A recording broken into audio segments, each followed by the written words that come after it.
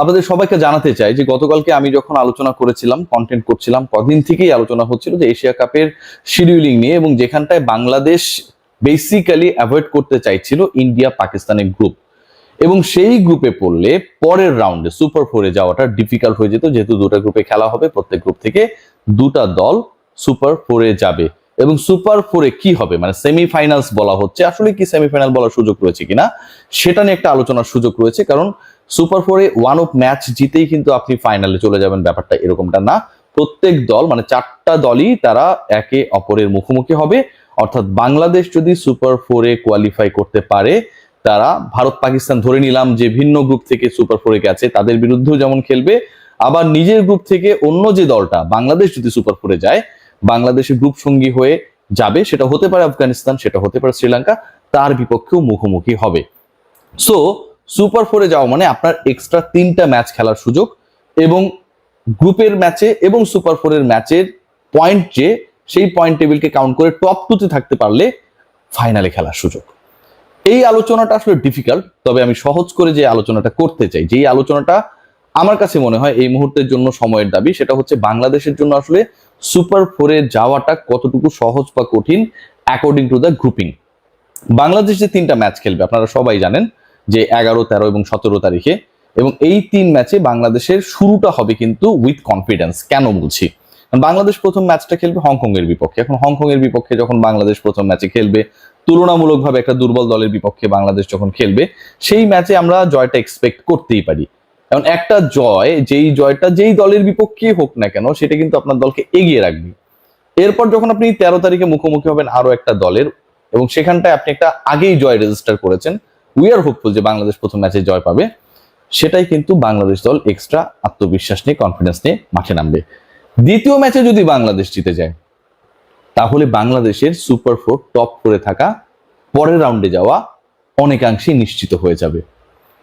India Pakistani গ্রুপে না পড়ে বাংলাদেশের সবচেয়ে বেনিফিটের জায়গা হয়েছে সেটা হচ্ছে আফগানিস্তান অথবা শ্রীলঙ্কা। এই দুই দলের বিপক্ষে যদি বাংলাদেশ একটা ম্যাচ জিতে যায়, হোপফুলি জিতবে, কারণ এর আগে অনেক ধরনের কনফিউশন ছিল, বাট অতি সাম্প্রতিক সময়ে যদি আমরা বাংলাদেশের টি-20 দলের পারফরমেন্স দেখি, আফগানিস্তানের বিপক্ষে খেলার আগে বা শ্রীলঙ্কার বিপক্ষে খেলার আগে কিন্তু ওই পাকিস্তানের বিপক্ষে যে বাংলাদেশ সিরিজ জয় করেছে, শ্রীলঙ্কার বিপক্ষে হোমে গিয়ে তাদের অ্যাডভান্টেজাস সিচুয়েশনস কে আসলে জয় করে বাংলাদেশ সিরিজে জিতেছে, এগুলো কিন্তু একটা বড় ফ্যাক্ট। একই সাথে টি-20 দলটা নিয়ে, মানে কেমন দল আপনি আসলে টি-20-তে চান, কেমন এক্সপেরিমেন্ট চান, আপনার অর্ডার গুলো ব্যাটিং এর কি হতে পারে, বোলিং ডিপার্টমেন্টে আপনার স্ট্রেংথ এন্ড উইকনেস এর জায়গা কোথায়, প্রত্যেকটার অ্যান্সার কিন্তু right now we have.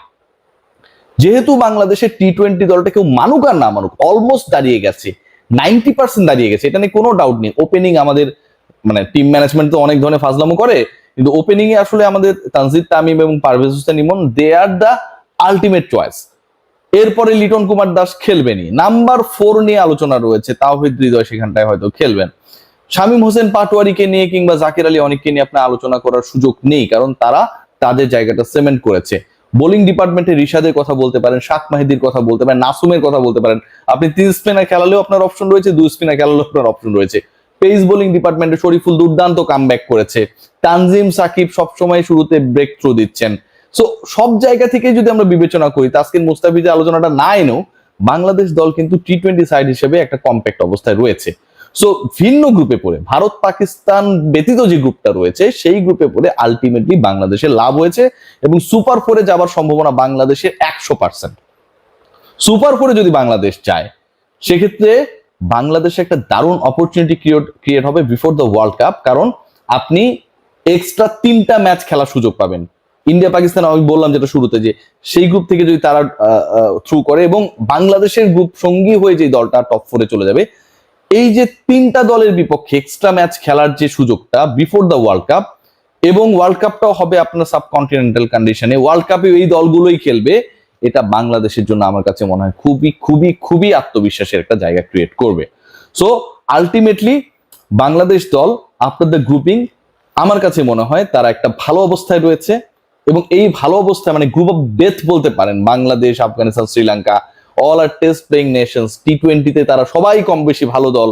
So ওই জায়গা থেকে you can tell it a group of death. But আপনি যদি ইন্ডিয়া পাকিস্তানের গ্রুপে পড়তেন, তার থেকে এই গ্রুপটা বেটার ফর বাংলাদেশ। আফগানিস্তানের বিপক্ষে অথবা শ্রীলঙ্কার বিপক্ষে বাংলাদেশ একটা জয় রেজিস্টার করতে পারলেই অপর গ্রুপের যে দুর্বল দল রয়েছে তাকে হারালেই বাংলাদেশের জন্য টপ 4 নিশ্চিত হবে, এক্সট্রা 3টা ম্যাচ নিশ্চিত হবে। শ্রীলঙ্কার বিপক্ষে বাংলাদেশ সবশেষ 2 ম্যাচেই জয় পেয়েছে, আফগানিস্তানের বিপক্ষে বাংলাদেশ পারবে না এই ভয়টুকু অন্তত এই দলের মধ্যে নেই। এর আগে আমরা দেখেছিলাম যে সেন্ট ভিনসেন্টে বাংলাদেশ খুব বাজে ক্রিকেট খেলে ওই ম্যাচটা হেরেছিল, যেখানটায় বাংলাদেশের সেমিফাইনালসে যাওয়ারও সুযোগ ছিল। শেষ পর্যন্ত আফগানরা বিশ্বকাপের সেমিফাইনালে খেলে, but end of the day বাংলাদেশের সেই অ্যাবিলিটি ছিল, তারা সেটার উপর ট্রাস্ট করেনি। রাইট নাও কিন্তু দলটা একদম ডিফারেন্ট, একদমই অন্য কোনো কিছুকে পাত্তা না দেওয়া, সবকিছু হুড়মুড়ে ভেঙে দেয়া, ডমিনেটিং ক্রিকেট খেলা, এই যে একটা টোন সেট হয়েছে আন্ডার ফিল সিমন্স এবং আন্ডার দ্য, আমি কি মনে করি যে লিডারশিপ অফ লিটন কুমার দাস, আমাদের ওপেনিং পার্টনারশিপ, সবকিছু মিলিয়ে এই দলটাকে নিয়ে আপনি আশাবাদী হতেই পারেন। বাংলাদেশের জন্য গ্রেট অপরচুনিটি, এবং বাংলাদেশের এই এশিয়া কাপ মিশনের আগে সবচেয়ে বড় পরীক্ষা যেটা হতে যাচ্ছে, this is going to B the next series, যেখানটায় বাংলাদেশকে মুখোমুখি হতে হবে either Nepal or Netherlands. Nepal বা নেদারল্যান্ডস এই দুই দলের যাকেই আপনি বিবেচনায় আনুন না কেন, দু দলের কারো বিরুদ্ধে যদি আপনি খারাপ ক্রিকেট খেলেন, সেটার কিন্তু একটা ব্যাড ইম্প্যাক্ট পড়বে ডেফিনেটলি এশিয়া কাপে। কারণ আপনার কনফিডেন্স, আপনি এই মুহূর্তে যে জায়গাটায় রয়েছেন কনফিডেন্স ওয়াইজ, সেটা কিন্তু আপনি হারাবেন। So Bangladesh have to play very good cricket, এবং সেই কনফিডেন্সটা নিয়েই যেন বাংলাদেশ এশিয়া কাপে যেতে পারে, সে কারণেই কিন্তু আপকামিং যে সিরিজটার পরিকল্পনা করা হচ্ছে সেটার পরিকল্পনা করা। Let's see what happen, but I am very much hopeful Bangladesh will do well, এবং টপ 4-এ যাওয়ার অপরচুনিটি বাংলাদেশের যথেষ্ট রয়েছে। বাংলাদেশ জাস্ট যদি তাদের নিজেদের সেরা খেলাটা খেলতে পারে, definitely they will be the part of super 4 of Asia cup. সবাই ভালো থাকবেন, টেক গ্রেট কেয়ার। এশিয়া কাপে বাংলাদেশ ডেথ গ্রুপে পড়লেও তারা ভালো অবস্থানে আছে।